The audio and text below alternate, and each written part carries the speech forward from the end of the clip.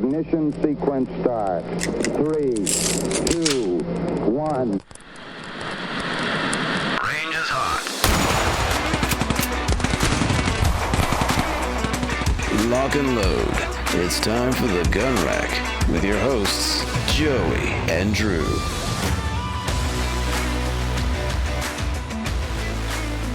Hello, everyone, and welcome to the Gun Rack, Sonoran Desert Institute School of Firearms Technology's official podcast. I'm Josiah Upper. Folks call me Joey. And with me, we have one... Drew Poplin.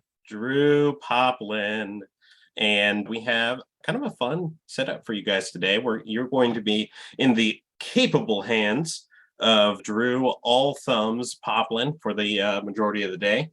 And we're going to be talking about the Battle of Guadalcanal, actually. And before we do that, I would like to give a quick shout out for a holiday yesterday. Yesterday was the National Purple Heart Day. But I wanted to take a second today and express appreciation for those who have made sacrifices on the battlefield. August 7th is National Purple Heart Day. For those of you who are unaware, SDI is prideful in supporting our veteran population while honoring the courage and sacrifices made by Purple Heart Medal recipients.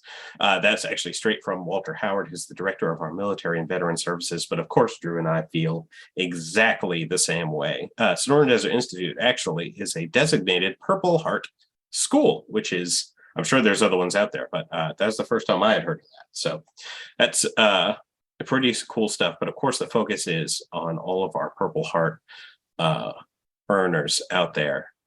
It's pretty incredible stuff. So thank you all who have served, and for those of you who have made that sacrifice while in service. On top of that, actually, we have another shout out. We have a couple today. We have a couple in the middle of our trivia, but one more before we get further into things. The student veteran of the quarter, Michael Thornburg. We want to talk about him for a minute, and I kind of spoiled myself here. But Michael Thornburg, who is a Marine Corps veteran, is the student veteran of the quarter for Sonoran Desert Institute. So congratulations, Michael Thornburg. I'm going to read through we had an announcement, and it's pretty cool, so I thought I'd just work through it. So Thornburg was nominated by SDI's Director of Military and Veteran Services, who's actually the gentleman I just referred to earlier, for his peer mentorship and community service and campus involvement. It was noted within the nomination that Michael has volunteered countless hours organizing a group of students to form an SDI student veteran group, which is awesome. Furthermore, Thornburg, also participates in SDI's monthly Rucksack webinar, which aims to expand on SDI resources and address any military-connected student questions. The nomination also encompasses his efforts on peer mentorship, stating that he actively solicits advice from SDI faculty and staff members to help students succeed in and out of the classroom. Speaking with Michael's student success coach, she recounted that from the very beginning, Michael has been committed to doing his best and continues to do so. He is one of those students who finds a way to make things happen at work, school, and home. It is true that he continues to maintain an excellent academic performance by achieving a GPA of 4.0 and being awarded to the SDI's Dean List in all completed semesters all while attending as a full-time student. It is clear that Michael's commitment to helping and supporting those from around him When he was asked about his military service and experiences and how they affected his life, he said that his service in the Marine Corps practically created who he is today. It taught him how to dig deep in the hardest of times. The Corps showed him how to overcome obstacles and exceed expectations. They taught him that anything is possible if you have the heart and drive. That's actually a direct quote. I just made the pronouns reflexive. I'll skip forward just a little bit in the announcement. If you want to read the whole thing, hop onto sdi.edu. It's under news. It is live, so you can check it out anytime you like. But his final word of wisdom to other students and service members who are looking to accomplish their goals, he said, "My most extensive advice is to concentrate on the task and not so much on the overall picture. The writing is sometimes challenging, but much like military life, everything is okay as long as you make it to next chow." With that in mind, chow to chow, which is week to week, work hard early in the week, and stress and the stress of the work will reside. So that is from Michael Thornburg. And once again, Michael, way to go. We are proud of you. Good job, dude. Yeah. So after many shameless self-plugs, begging even for our responses to these trivia questions, which we do get, just not generally in the email form that we ask for. We got one. And it's very exciting. We're very happy to have gotten that in. I'm trying to find his first name's Jonathan. I'll keep his last name out just in case he doesn't want it out there, which is all good. But Jonathan, in case you're listening to this, we sent you an email asking for your address and shirt size so we can send you some goodies. If you get that email or you listen to this episode, reach out to us, marketing@sdi.edu, or on that email thread, and we're going to send you some fun stuff, including some cheer wine. So not an idle threat, the cheer wine sending. In fact, we had one more comment on our YouTube channel with the same answer. Drew's giving me weird squinty faces. Is that not the case? Oh no, that is the case. I'm just tired. Yeah. Okay. So YouTube guy whose full name I do not know. It's appreciate Evan. You too. Evan. Okay. Sweet. I don't want to give the last name, but sure. Evan, okay. You know who you are. Evan and John, way to be. Evan, if you want to reach out to marketing@sdi.edu and send your address and a shirt size, maybe we'll send something your way too. We'd love to have that. So thank you guys both for participating. The root beer challenge has been completed, to my utter shock, to be entirely honest with you. It's a little sad. It feels like a chapter's closing. Feels like a chapter is closing, and that chapter was you guys responded to these trivia questions with utter silence. So I don't hate it.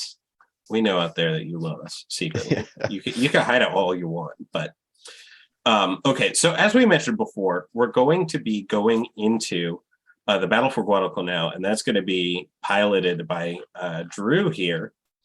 But before we do that, we want to talk to you a little bit more about the entity that you're talking with listening to right now, Sonoran Desert Institute. So the Gun Rack is, of course, Sonoran Desert Institute School of Firearms Technology's podcast. Do you think that gunsmithing or firearms technology might be in your future?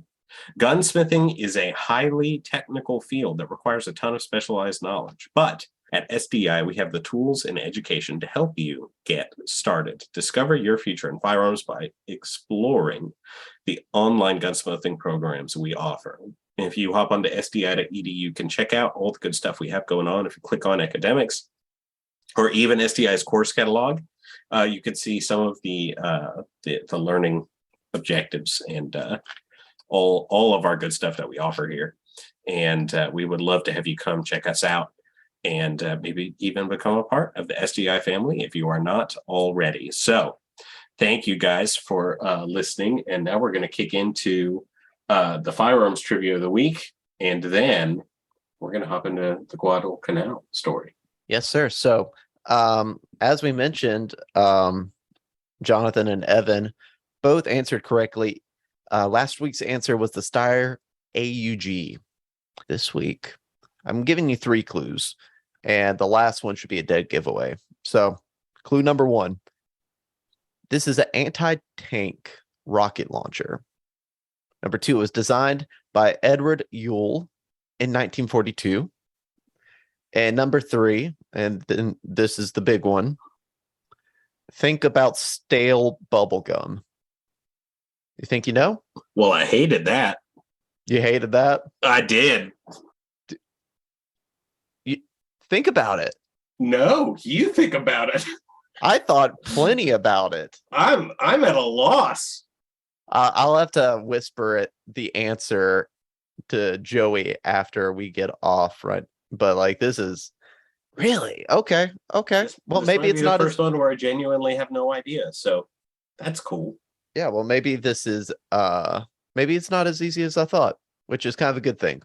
But if you think you know, please feel free to comment on the YouTube video or write in to marketing@sdi.edu. Heck yeah, guys.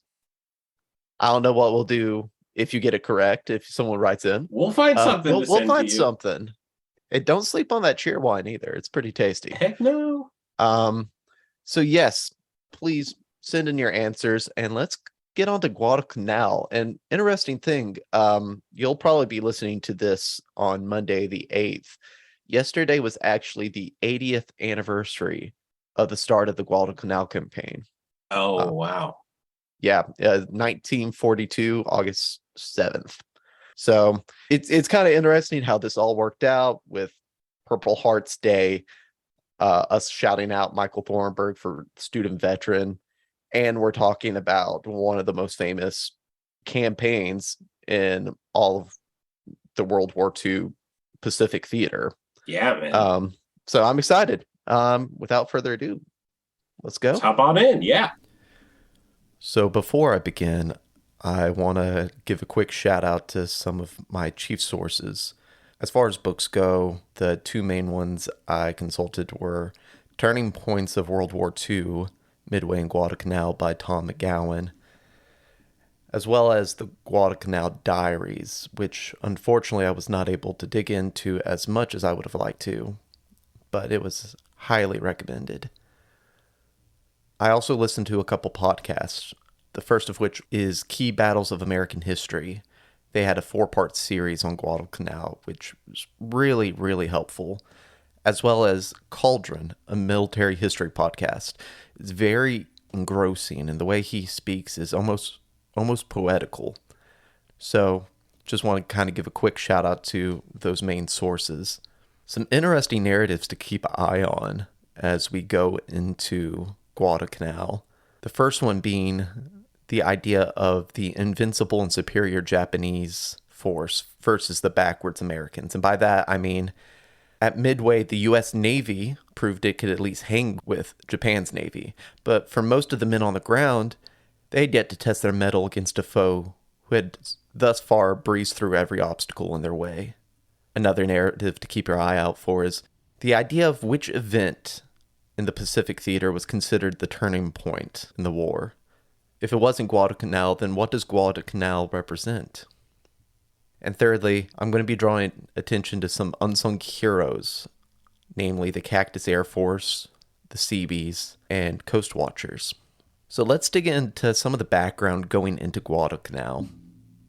The Pacific Ocean is made up of a bunch of islands of varying sizes. During the late 19th and early 20th century, powerful nations would set up bases on these islands, and by 1930 they knew that if war was to break out in the Pacific, it would be a war of bases.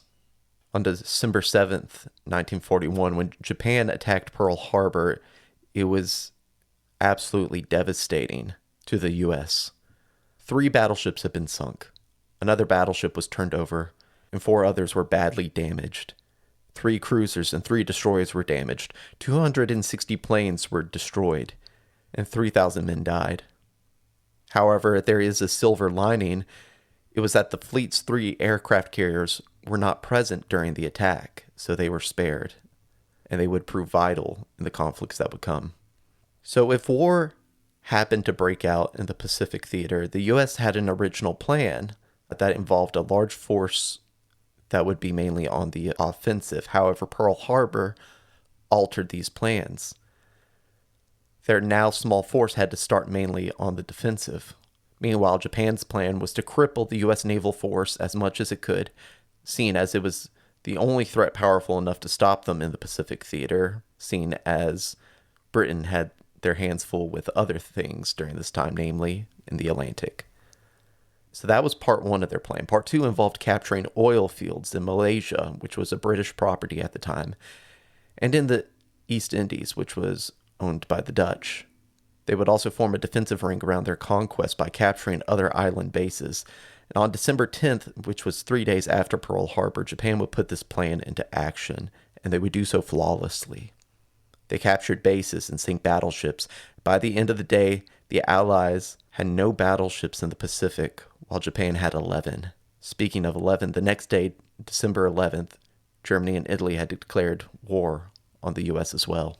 Things didn't get better for the United States.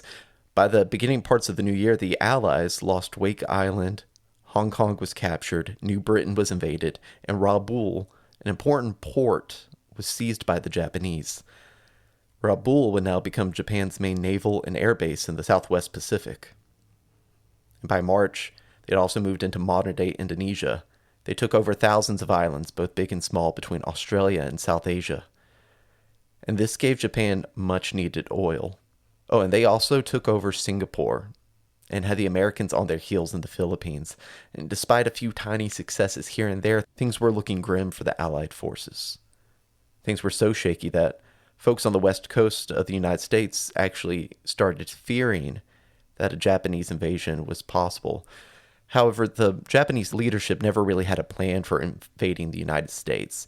Their strategy was to demoralize the U.S. early on into essentially giving up on the war in the Pacific. They felt that if war had lasted more than 2 years, their chances of winning would diminish as time would go on because of the might of United States industry.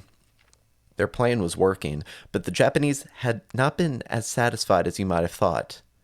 See, the U.S. force still had some signs of life, so Japan needed to deal a death blow. Admiral Yamamoto reckoned that if he could get the remaining American forces all in one place, the Japanese force could overwhelm them. But with such a trap being fairly obvious, he had to force their hand by overwhelming them. He had to force their hand by capturing something so valuable to the U.S.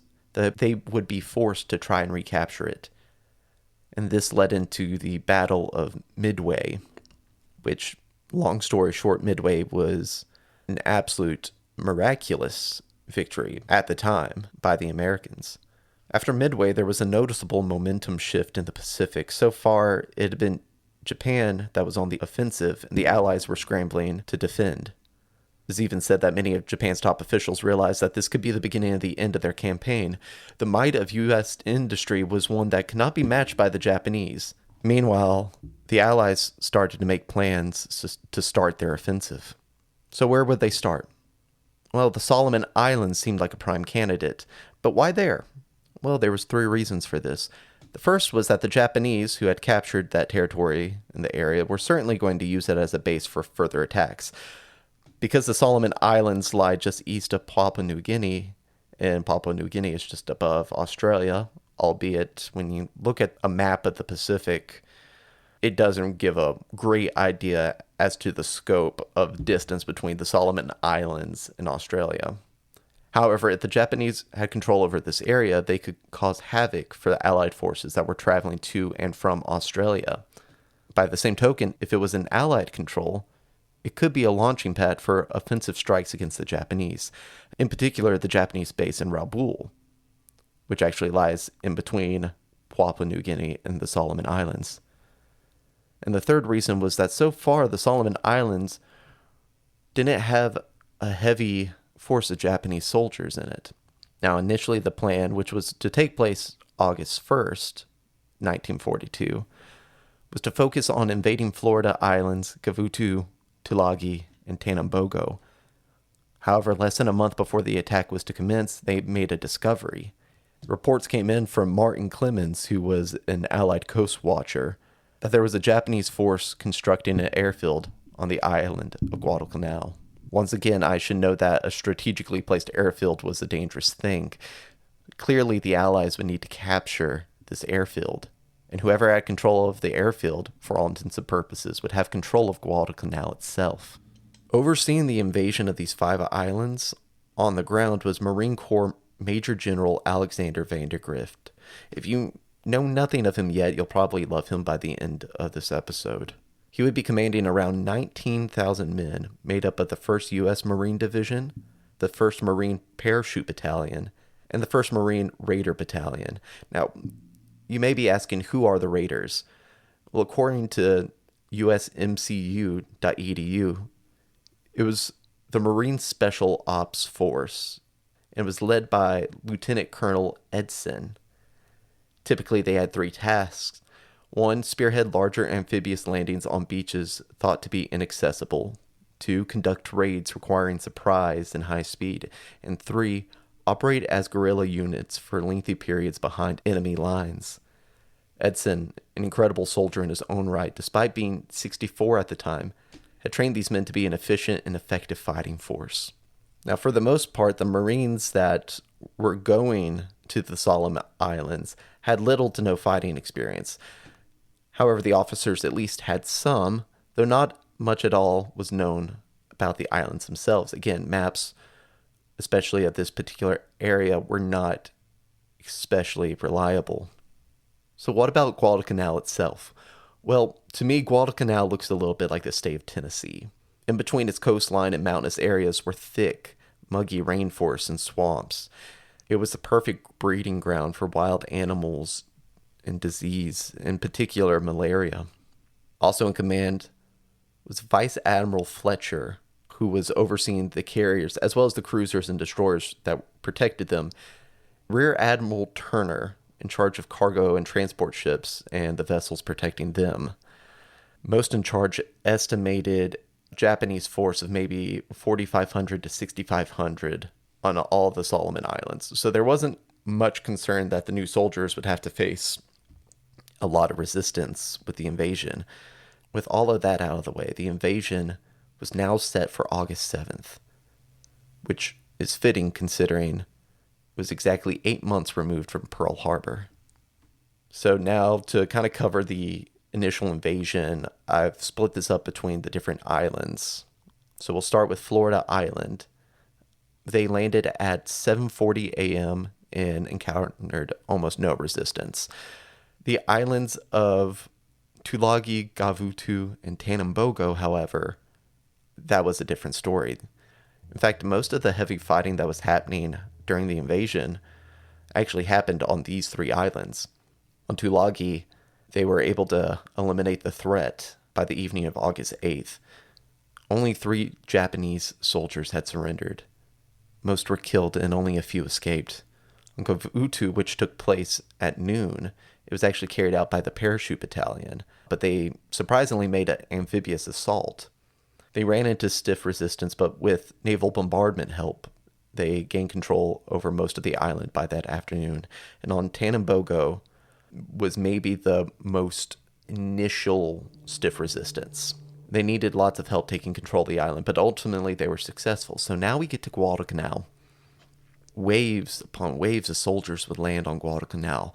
And apparently, the second wave was getting ready for fierce resistance from the very moment the landing crafts opened. Sort of like what you'd expect when you see the scene from Saving Private Ryan. But when they stormed the beach, they found the first wave of Marines actually just waiting and chuckling at their stunned faces. As more waves of troops were still making their landing, the first unit started moving towards the Lunga River. It was hot and humid and wet, a feeling they would soon become well acquainted with. Come nightfall, the Marines were anxious. They still hadn't encountered any resistance. Were they fooled? Were they being watched? Well, in the morning, they eventually reached the airfield, once again expecting resistance but finding none. In fact, the airfield was abandoned. The Japanese force at the airfield had retreated into the safety of the woods. However, these were not troops, rather they were only building crews, so it makes more sense.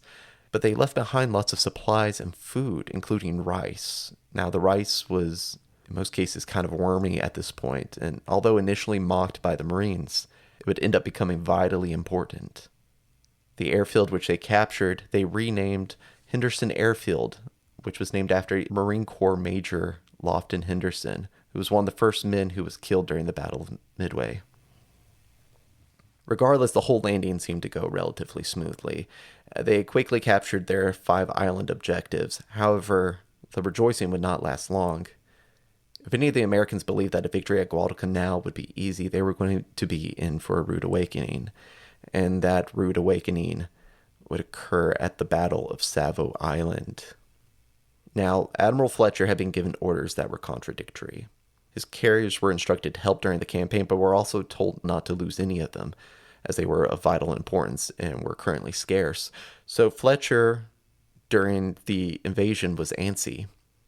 He had already lost 21 of 99 planes, so once the landings were finished, he immediately began to pull his force out of the Sound.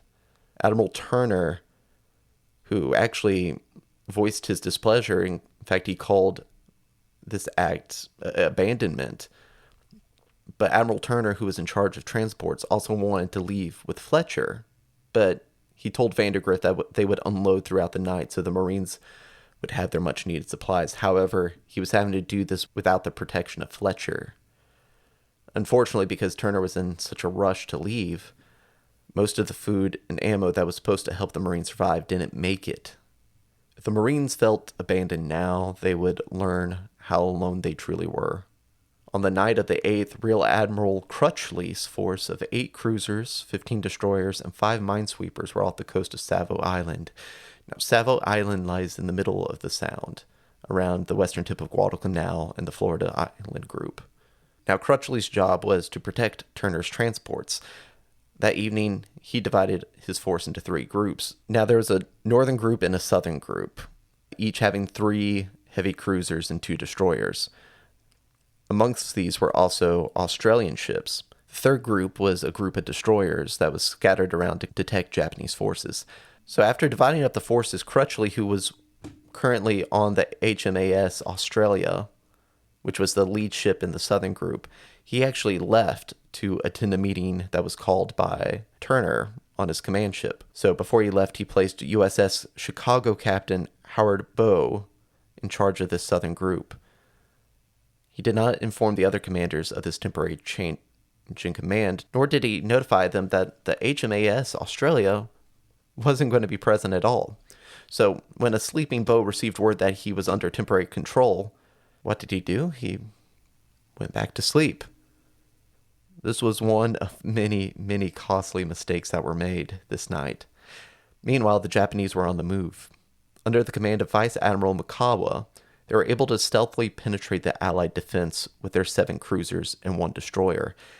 To keep all this short, the Sound that would become known as the Iron Bottom Sound would play host to the Japanese issuing an unequivocal beatdown to the Allied Navy.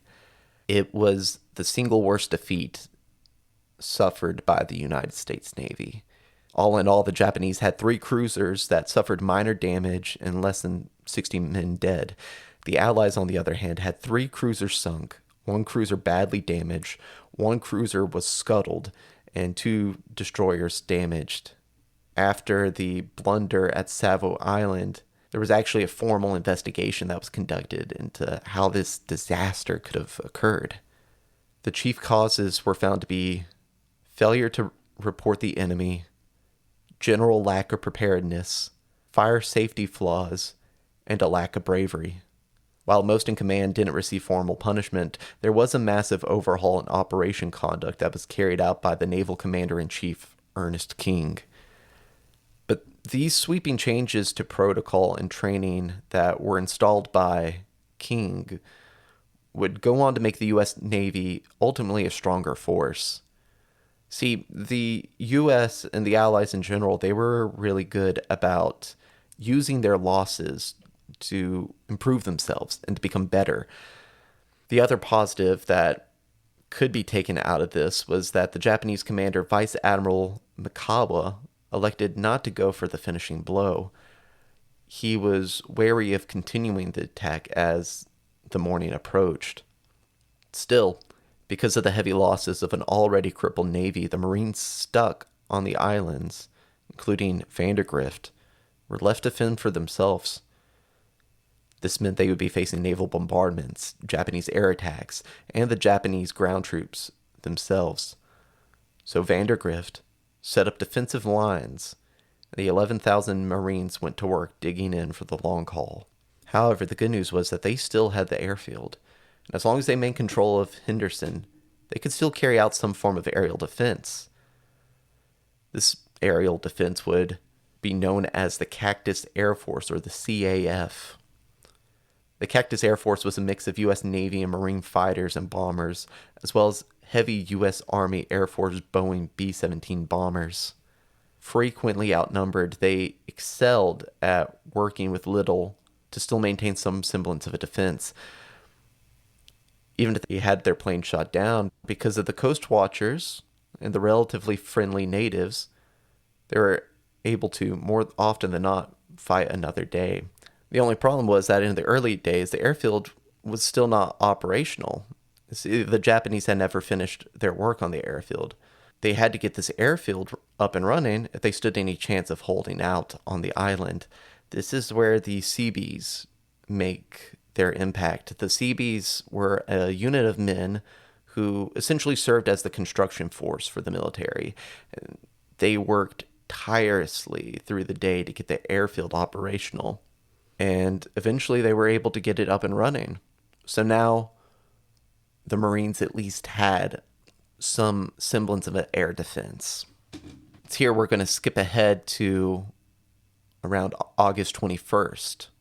Now, the Japanese wanted the islands back, obviously, with Guadalcanal and the airfield being of particular importance.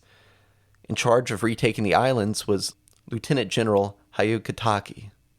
Initially, he was given a tall order, as available units at this time were slim. The units he had to work with, he had the 35th Infantry under Major General Kawaguchi, the 4th Infantry Regiment, and the 28th Ichiki Infantry Regiment under the command of Colonel Ichiki. It was this regiment that arrived to Guadalcanal first. Now, the Japanese had a bit of a superiority complex, to put it mildly. As mentioned, they tore through any resistance they faced thus far. They felt unbeatable. However, it was this arrogance that would serve as their downfall time and time again in the Pacific Theater. Now, we have a good example here. Colonel Ichiki. Ichiki was quite prideful of his own regiment. He was also dismissive about the strength of the Allies, so he severely underestimated the numbers and the fight of the American defense. Between August 18th and 20th, his split-up regiment would arrive at Taivu Point, which was about 22 miles east of Lunga Point, where the Marines were at. With the bulk of his force yet to arrive, Ichiki decided to move towards Lunga Point anyway. However, he had been spotted, not by the Marines themselves, but by coast watchers. Do you remember the name I mentioned earlier, Martin Clemens? Well, Martin Clemens and his system of coast watchers played a vital, unsung role in reconnaissance and intelligence for the Allies. To use a metaphor, they were essentially the men who lit the beacons between Gondor and Rohan. So soon the Allies realized an attack would be coming from the east, so they dug in and prepared for the attack. At 1:30 a.m., the Imperial Army attacked in their famous Banzai Charge. The first wave of 100 soldiers gave these Marines their first real taste of combat and how determined their enemy would be. An hour later, around 200 infantry attacked, but were wiped out. Undeterred, a third wave was sent around 5 a.m. This went about as well for the Japanese as the previous ones. The Japanese were exhausted. This led the Allies to launch a counteroffensive, pinching in the Japanese force. Eventually, the rest of Ichiki's men ended up in a coconut grove, where the Allied tanks and air attacks would do the rest. In short, it was absolute annihilation. All told, the Allies lost around 40 of 3,000 men. The Japanese had one man surrender, an estimated 15 captured, and the rest were killed. Colonel Ichiki himself either died in the battle or committed seppuku. However, the Japanese that were wounded, refusing the dishonor of surrendering or receiving medical attention, would surprise the Americans who were looking for casualties with either pistols or concealed grenades. Essentially, the Americans would go be looking for casualties, and they would find an injured Japanese soldier, and that when they would go to pick him up to help them, the soldier would either use a pistol or a concealed grenade on the Marines, and this caused multiple deaths and injuries. And this would ultimately change the American stance on taking Japanese prisoners, who would now, instead, bayonet every single Japanese soldier that you would find alive or at least seemingly dead. This victory was a huge psychological victory for the Allies. For, in many of their eyes, the Japanese infantry were this unbeatable foe. However, victory at the Battle of Tinnaru gave Allies soldiers confidence that their enemy, though incredibly fierce, was still only human. On the other hand, the Japanese learned very little from their loss at Tinnaru, or otherwise known as Alligator Creek. A few days later, the rest of the Japanese force that was making its way to the islands was arriving. These forces were commanded by Rear Admiral Tanaka. He was followed by Vice Admiral Nagumo, as well as Rear Admiral Abe and Vice Admiral Kondo. They launched Operation Ka, which sought to destroy the 3 U.S. carriers that remained, and with those out of the way, an attack on Guadalcanal would become a lot more feasible. A lot of the naval battles that happened during this whole campaign, they were a result of both sides trying to continually get reinforcements and supplies onto the islands.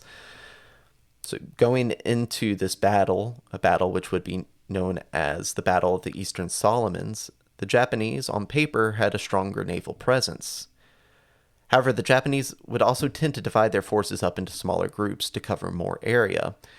This would be the same case here, as the force was divided into 3 groups of 2 heavy surface groups and a fleet carrier group. There was also a transport group that was waiting behind the other 3 to come onto the island. Within the fleet carrier group, there were 2 prized Japanese carriers, Shukaku and Zoikaku. The rest of the force included seaplane carrier Chitose, battleship Mutsu, cruisers Kirishima and Hai. I'm sorry if I mispronounced that. I'm so sorry. 12 heavy cruisers, 3 light cruisers, and 30 destroyers. And they also had aerial support coming from Raw Bull if needed. The U.S., on the other hand, had 3 carriers. They were the USS Saratoga, the USS Wasp, and the USS Enterprise. Though, in reality, there would typically only be 2 present at one time. They rotated patrol time so one of the carriers could refuel. They were protected by only 1 battleship, which has a very soft place in my heart, being from North Carolina. It was the USS North Carolina. So they had the Carolina, they had 5 heavy cruisers, 2 light cruisers, and 18 destroyers. The Americans also split their force into 3. And by the time of the battle, the group that was headed by the carrier Wasp had actually been pulled out of the area to refuel. So essentially there were 2 groups. Around 9:35 a.m. on August 24, things kicked off with the Japanese light carrier Ryujo and their group making their way towards Henderson Airfield. The purpose was to launch an aerial attack on Henderson while also hopefully drawing Allied attention. But Admiral Fletcher, to his credit, was skeptical of this. He felt that this was too good to be true.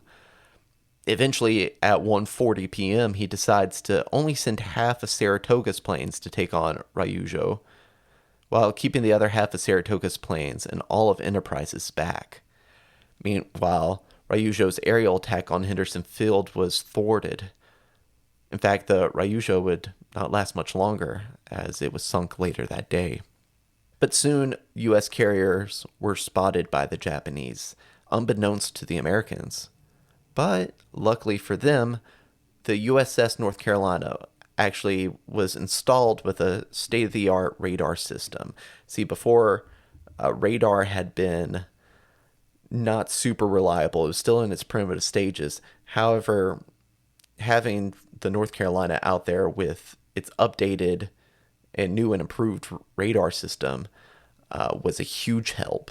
So it was actually able to detect the Japanese presence before they were right on top of the fleet, which gave precious moments for the Allies to prepare for an attack. When the Japanese planes arrived, they managed to inflict damage to the Enterprise. However, thanks to a wonderful group effort, 30% of the Japanese planes that attacked were shot down. After this narrow escape, the American naval groups needed to get out of danger, knowing that the Japanese would most likely launch a massive night surface attack, and that they were unable to do much to stop it. That night, 5 destroyers started attacking Henderson Field with shells. The troop transports start making their way to Guadalcanal, but the Cactus Air Force, once again, was able to bat them away. So, while maybe on paper, and this will become a common refrain during this campaign, on paper, the Japanese won a tactical victory, but it was the Americans who kept winning these strategic victories.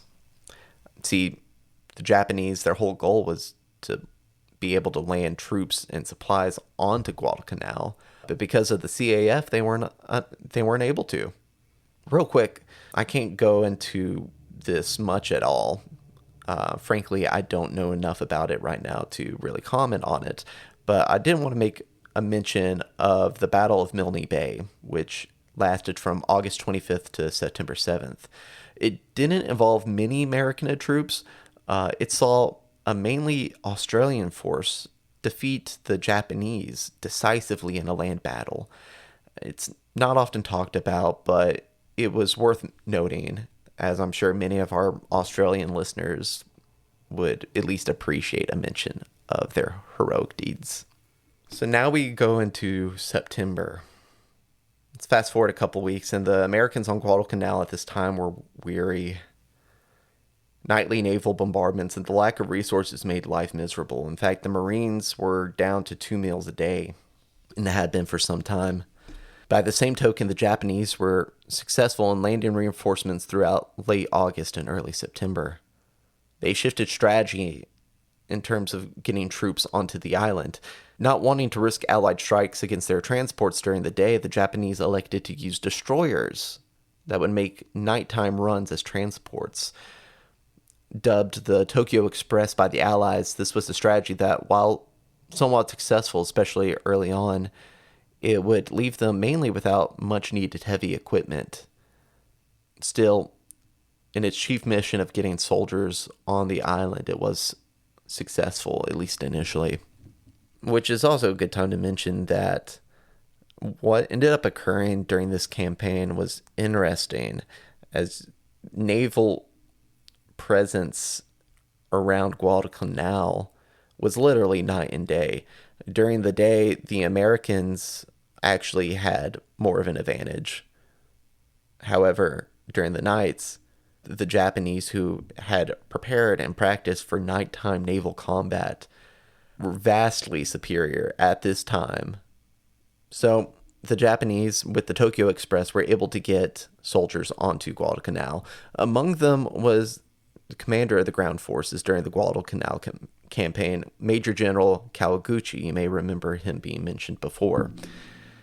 It was now that the battle shifted back to land. Kawaguchi was able to assemble around 5,200 troops at Taivu Point and 1,000 troops west of the Longa perimeter. With his force, Kawaguchi felt confident that his men would be able to recapture the airfield, as he believed the U.S. only had 2,000 Marines on the island. In reality, of course, the number of Marines on Guadalcanal was much higher than that. Knowing that a ground attack was imminent, Vandergrift made the decision to pull 3 battalions to the island. Among these were the 1st Parachute Battalion, who lost many soldiers during the initial invasions. They were actually brought into Edson's 1st Raider Battalion, who was also pulled back to Guadalcanal. I had made mention of these battalions towards the beginning of the episode, but with these extra men, Vandergrift had a force of about 12,500 men, a lot more than the 2,000 that Kawaguchi thought they had. Now, Kawaguchi, meanwhile, split his men up into 3 forces. 2 smaller forces would attack from the east and from the west of Henderson, while the main force of 3,000 troops would attack from the south. Remember, Guadalcanal's geography consists of its center being mainly mountainous terrains. So Edson and Colonel Gerald Thomas, they suspected that if the Japanese were to attack, that the main attack would be coming from the south. Specifically, they believed that the Japanese attack would come at Lunga Ridge, which was just south of Henderson Field. Vandergrift actually disagreed, and he believed that the attacks, if they came, would be along the coast. After all, this is what was happening before. Eventually, Thomas was able to convince Vandergrift that the ridge was a good location. However, he didn't necessarily convince Vandergrift that that's where the main force would be attacking. However, he did convince him that this ridge was a good location for the raiders to, quote unquote, rest from their actions of the preceding month. So on September 11th, the 840 men of Edson's unit deployed onto and around the ridge, and they got ready to defend. Now, initially, Kawaguchi wanted his 3 groups in position by 2 p.m. on the 12th. However, due to a mix of factors, they weren't able to get everyone in position until 10 p.m. That first night of battle saw most of the conflict happen near the ridge, just as Edson had predicted. Due to the dark jungle, attacking as a joint force proved difficult for the Japanese. Just before 6 a.m., Kawaguchi decided to pull his forces back to reorganize, but they would be making another attack later that evening.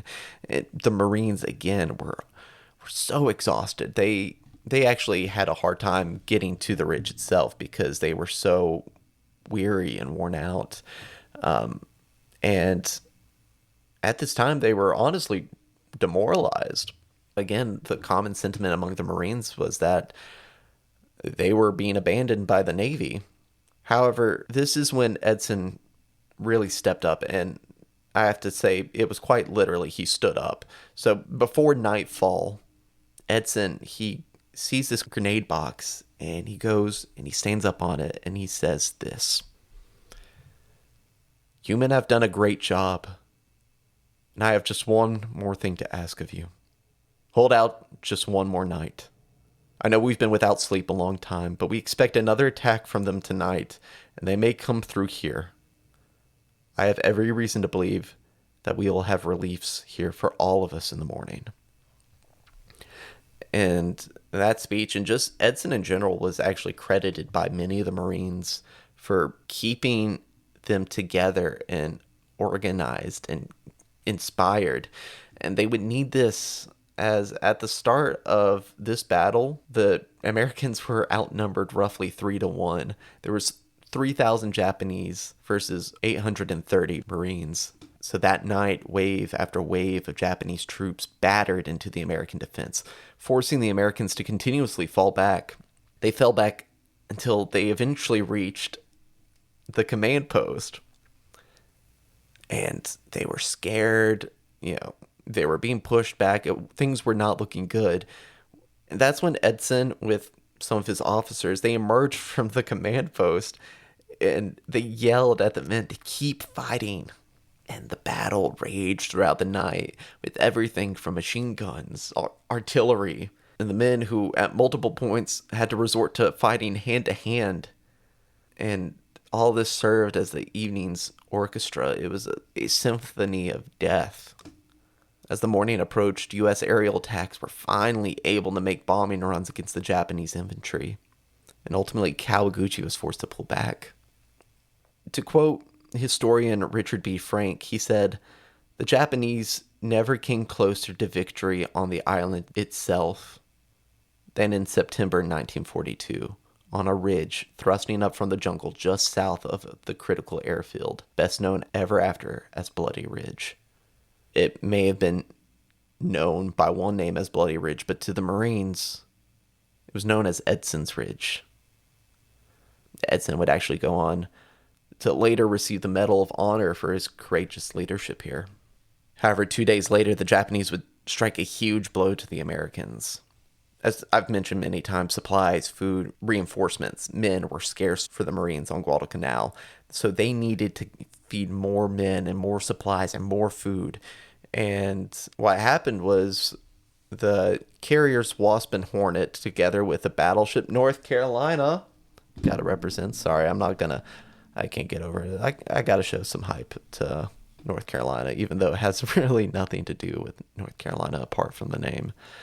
Anyway, carriers Wasp and Hornet, together with battleship North Carolina and 10 other warships, were escorting transports that were carrying the 7th Marine Regiment to Guadalcanal. It was going to be vital. It was going to be so nice to have some more men on the island. But they were spotted by a Japanese submarine, I-19. I-19 fired 6 torpedoes. One of them caused damage to the destroyer O'Brien. One missed pretty much everything completely. One of them hit the North Carolina, which was damaged slightly, but could still fight temporarily. And the other 3 all hit the USS Wasp, and eventually the Wasp had to be scuttled. The U.S. had just lost another carrier. Despite how devastating it was to lose an aircraft carrier, they could take comfort in knowing that ultimately it fulfilled its mission, as the 7th Marine Regiment, that was commanded by Lieutenant Colonel Chesty Puller, arrived safely to Guadalcanal 3 days later. However, the Tokyo Express was always operating. By now on the island there were around 27,000 Americans, and Japan had 30,000. The Japanese had a bit of a Tokyo Express staging area that was 5 miles from Lunga Point. At Mantanakau River. Obviously, having the Japanese so close was a cause of concern to Vandergrift, so he decided it was time for the Americans to attack. He ordered the newly arrived Chesty Puller to wipe out the Japanese forces around the river. What resulted was a series of small but costly engagements.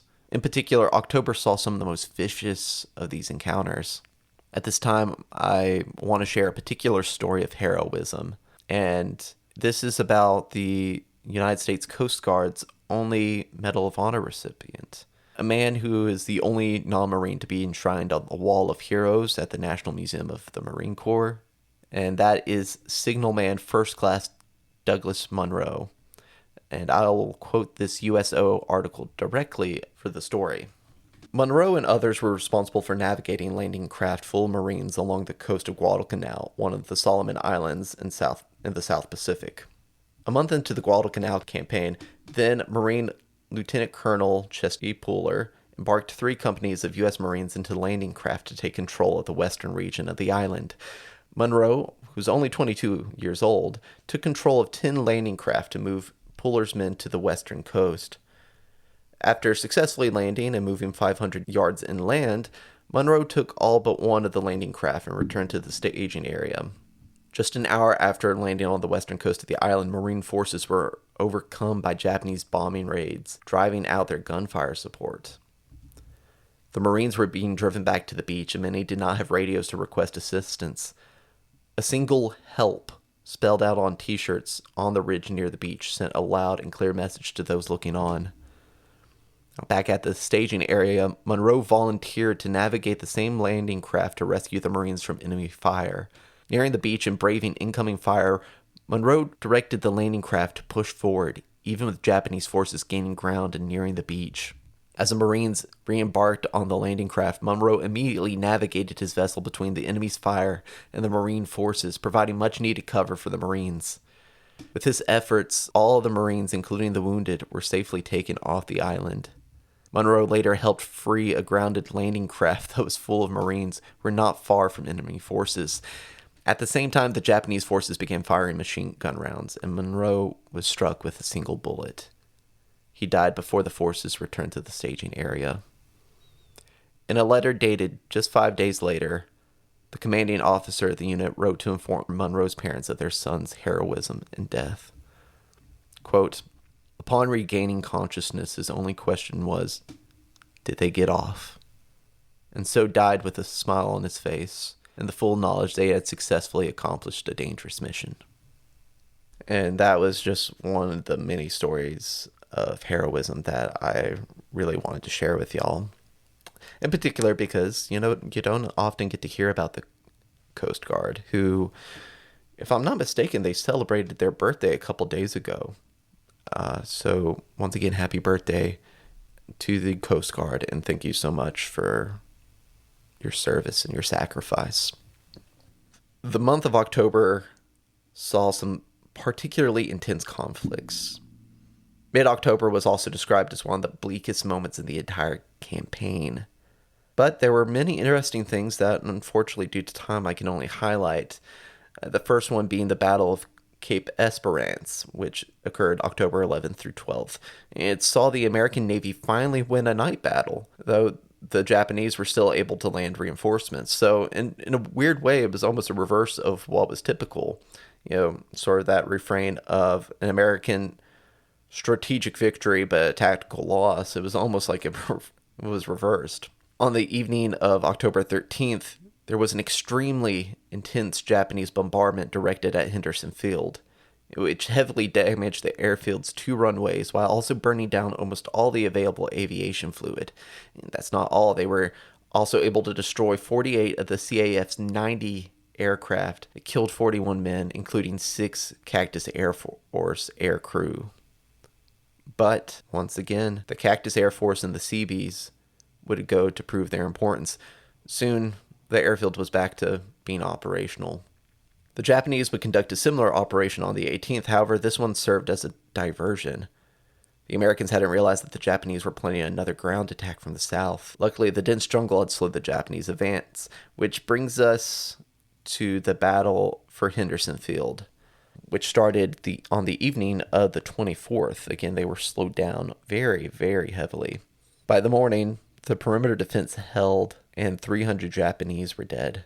Later that day, the CAF got into a massive dogfight, assigned to the Americans that the previous night was just a preamble to a much larger ground attack. They were very, very correct in that assumption. Now, to illustrate how intense the combat was, now would be a great time to mention John Basilone, that's probably a name that many of you are familiar with. But just in case many of you are not, I'm going to read his Medal of Honor citation. For extraordinary heroism and conspicuous gallantry in action against enemy Japanese forces above and beyond the call of duty, while serving with the 1st Battalion, 7th Marine, 1st Marine Division in the Lunga area, Guadalcanal, Solomon Islands on 24th and 25th October 1942.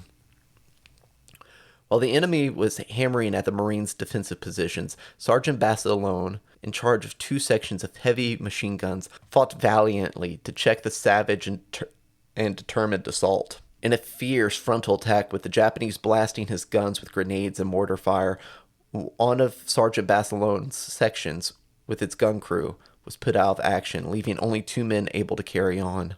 Moving an extra gun into position, he placed it in action, then, under continual fire, repaired another and personally manned it, gallantly holding his line until replacements arrived. A little later, with ammunition critically low and the supply lines cut off, Sergeant Basilone, at great risk of his life and in the face of continued enemy attack, battled his way through hostile lines with urgently needed shells for his gunners, thereby contributing in large measure to the virtual annihilation of the Japanese regiment.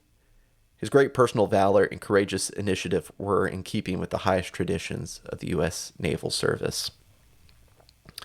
Now, if you're familiar with the series The Pacific, you'll know a lot about Basilone's life. He actually, after this, he was brought back to America to basically sell war bonds. He was hailed as a war hero, but he hated this. He wanted to be with his men. So eventually his request was approved. He went back to fighting and was later killed at the Battle of Iwo Jima. Again, it's something that I'm sure many of you have heard of before, but I felt that I need to mention. Anyway, back to the battle for Henderson Field. By the end of the night, 86 Americans were dead. However, they had killed nearly 2,200 Japanese. And just as importantly, they held the line. Henderson Field was still theirs. Meanwhile, on the 26th, the Japanese Navy had hoped to prevent the Allied Navy from interfering with the attack on Henderson Field. But because the ground attack was so delayed, the USS Enterprise had managed to arrive in the area. So Admiral Yamamoto decided that the plan now should be to attack, and attack they did. At the naval battle of Santa Cruz, the Japanese carrier planes managed to sink 2 ships, damage 11 others, and destroy 80 planes. The Japanese will lose 97 of their planes. Still, at the end of the day, Henderson Field was in the hands of the Americans. Now, come November, it could be argued that both forces were fighting an enemy just as deadly as the one they had been fighting, and that was disease and starvation. For the Americans, malaria had been a problem since September, but come November, it was estimated that 15% of the troops were incapacitated due to the disease. Meanwhile, the Japanese especially were low on food. In fact, Guadalcanal earned the haunting nickname Starvation Island amongst many of the Imperial soldiers. They also suffered from the same disease ailments that plagued the Americans, if not more, due to them operating out of dense jungles on the island. But early November also saw both sides bringing in more reinforcements. This would be the cause of the next major naval battle of the Guadalcanal Campaign. Technically speaking, it is the naval battle of Guadalcanal, a battle which is honestly pretty hard to describe, especially in such a short time frame, but I'm going to attempt my best shot at it. On November 12th, the Americans unloaded 5,500 men without any issues. The Japanese were 600 miles away, bringing in a force of 7,000 soldiers, accompanied by a fleet of destroyers and cruisers whose aim was to bomb Henderson Field. Hearing the Japanese' imminent arrival, the American transports unloaded the remaining troops and headed out, knowing more than likely that they would come across their enemy, who would have, at this point, heavily outgunned them. That night, a vicious naval battle occurred. Despite the Americans tactically losing, the airfield had still been protected, and they were able to have their reinforcements arrive on the island. But it did come at a heavy cost. And that was at least for one night. By the 14th, the cruisers that Yamamoto had sent arrived at Henderson Field. Planes from Enterprise and the CAF hurried to try and score hits, which they were quite successful at, as they were able to sink 6 transports, which, when you think about how many men are on each transport, that's a lot of men. And they forced 3 others to retreat. Now, while all this had been going on, the American naval force, which was now commanded by Admiral Halsey, who was absolutely loved by U.S. sailors, Halsey ordered battleships to go to, of all places, Savo Island. The first battle of Savo Island would be avenged. During this particular engagement, which was another night battle, the U.S. had lost 8 vessels. However, they had also ended up sending 23 Japanese ships on a one-way ticket to Iron Bottom Sound. And largely from here, things slowed down at Guadalcanal. A few notable moments include the naval battle of Tassafaronga that occurred on November 30th, which was another tactical victory for the Japanese, but strategic American victory, as the Japanese were unable to drop off desperately needed supplies. Come December 9th, the 1st Marine Battalion, who had been on Guadalcanal since day one, was finally relieved, and they were able to go and rest for a bit, and much, much deserved. By Christmas, the Japanese had come to realize that they might not be able to recover the island. They had lost Guadalcanal, they lost the area. See, at one point there were 36,000 Japanese soldiers on the island. Now only 11,000 remained. On December 31st, New Year's Eve, Emperor Hirohito decided to withdraw the troops from Guadalcanal. Codenamed Operation Key, this withdrawal was a massive effort, and to be frank, it's incredible how successful the Japanese had been at discreetly moving their men off the island. And by February 8th, the Japanese were gone, and the Allies didn't find out about it till the next day. The Allies obviously wanted to close in and try to take out as many Japanese soldiers as they could, but because of Operation Key's great success, they really weren't able to do any damage. In fact, the Japanese had lost 1 destroyer, 3 others were damaged, and 600 men, although 30,000 needed extensive treatment in Operation Key. But in total, the Japanese evacuated 10,652 men from Guadalcanal, which is incredible. Still, this small victory couldn't overshadow how monumental the Allied victory at Guadalcanal was. Back home in the United States, the campaign's victory was cause for much celebration. Vandergrift, for his part, would return to America and was awarded the Medal of Honor by FDR. And the 1st Marine Division had spent months on this island, constantly fighting, facing disease and bombardments. They received the Presidential Unit Citation, which incredibly high honor. Of course, we know that the war would continue on. Many, many more battles would be fought, and many, many lives would still be lost. So the question is, what does Guadalcanal represent? In the grand scheme of the Pacific War, what does it represent? Was it the turning point in the war for the Pacific? I would argue no. As far as if you had to pick one definitive turning point, I would say I think Midway probably would still hold that title. Though for the people back home at the time, Guadalcanal felt more important. Again, Guadalcanal, it had, in many people's mind, the Allies were able to do the unthinkable. They were able to beat the invincible Japanese. So Guadalcanal was a huge turning point. I mean, the Japanese definitely believe so. In fact, privately, because he couldn't say it out loud, otherwise he would be tried for treason, Admiral Takagi believed that the Japanese should go ahead and attempt to broker peace. To quote General Alexander Vandergrift, he says, "We struck at Guadalcanal to halt the advance of the Japanese. We did not know how strong he was, nor did we know his plans. We knew only that he was moving down the island chain and that he had to be stopped. We were as well trained and as well armed as time and our peacetime experience allowed us to be. We needed combat to tell us how effective our training, our doctrines, and our weapons had been. We tested them against the enemy, and we found they worked. From the movement in 1942, the tide turned, and the Japanese never again advanced." Piggybacking off of that, to quote Admiral Halsey, "Before Guadalcanal, the enemy advanced at his pleasure. After Guadalcanal, he retreated at ours." I think maybe the most telling quote, and this is how I'm going to close it off. I'm going to end this with a quote by Japanese Admiral Tanaka, which is a name that's come up multiple times in this episode. It says, "Japan's doom was sealed. The closing of the struggle for Guadalcanal." And there you go. That's Guadalcanal. All right, everyone. That's Guadalcanal right there. Thank you, Drew, for doing all the research on that one. I bet that's going to be a long podcast by the time we're edited down and out.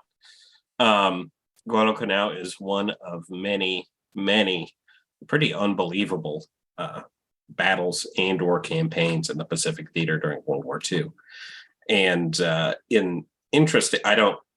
Drew kind of piloted the ship on this one, so I don't quite recall if you included the naval battle that took place outside of Guadalcanal, but that remains to me one of the most interesting aspects of the whole thing, and it's really almost an ancillary, like a side piece to what the Marines had going on. So, really pretty amazing stuff. Yeah, I think of amazing stuff. You know what I'm thinking of? What? I'm thinking of Sonoran Desert Institute. Are you thinking of Sonoran Desert Institute and their School of Firearms Technology, or even their School of Unmanned or Uncrewed Technology? Yes, Sonoran sir. Desert Institute has 3 programs, all of which you might find yourself interested in. So we have our Certificate in Firearms Technology Gunsmithing, our CFTG. We have our Associate of Science in Firearms Technology, and we have a Certificate in Unmanned Technology or Uncrewed Technology Aerial System, CUTAS.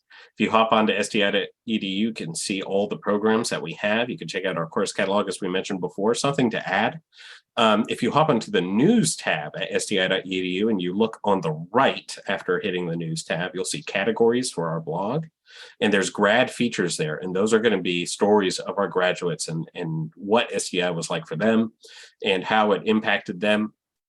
And they're going to tell you a lot more about what life is like in this space than ever we could, or what that experience is like. So I strongly encourage you to hop onto sti.edu, hit the news tab, and then look at grad features. All right, now before we get out of here, we would like to touch on one more tale from the range. What do we got? So we actually got two, but they're both short. I realize this episode's gone on pretty long, so not want to take up too much of your time, but they're similar stories. So I thought it might make sense to group them together. Both of these come from snipershide.com. And this first one is by a user named Krang. That's a Krang with a C. Says, was on a rifle range with lots and lots of shooters, making no small amount of noise. And a deer walked out and insisted on standing right in front of everyone's targets. They called the range cold and it just didn't want to leave. Literally standing at that exact spot bullets were impacting. The Darwin Award isn't just for humans. I'd say that's almost a power move. Yeah. And I thought, oh, that's kind of weird. Like, I guess that would probably happen. Happens more often than you think. Because Faronth shared a similar story. One weekend in the year 2000, I was at a range with my buddy. Something we did with some regularity before marriage and children took care of all that free time. Anyway, it was a busy summer day and the line was full. Break was called and everyone did whatever they did to their targets. And I made it go and had made it back to the shooting line. Just as the range was about to go hot, a rabbit hopped right onto the range and started working its way across the whole range, perpendicular to the firing line. The range master came on the speakers and in perfect pitch, monotone, slow voice said, "Don't even think about it." Wish I had a recording of that range master. We all had a good laugh at that one. And so there we go.